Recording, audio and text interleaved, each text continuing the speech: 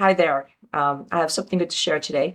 My cousin Susan, who I am just mad for, as you probably heard on other videos, she recently had a bypass operation, lost about 70 pounds. She'd had a disease called lidoderma, so had nothing to do with her eating habits. It was just this weird glandular disease.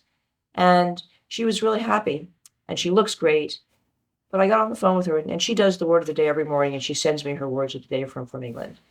And her word of the day was aberration, which means something, off, a blip, a glitch in the matrix.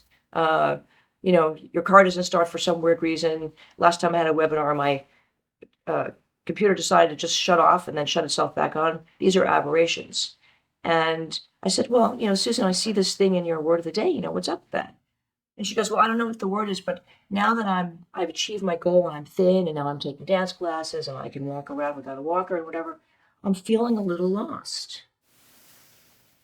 And I've been bickering with my love. And I think it's because he's so used to taking care of me and now he doesn't have to. How do we make a switch? And of course, no surprise, I'm going to say, well, for Susan, the first work is you need to sit down with yourself and do a word of the day for what you feel is the essence of your relationship with your love. And when she did the word of the day, she called me back and she said, yeah, well, it's caregiving. And I said, well, there you have it. You've been in this feedback loop for a few years where you weren't well and then he wasn't well and you weren't well and then he wasn't well. And so you've gotten out of the habit of just hanging out and having fun.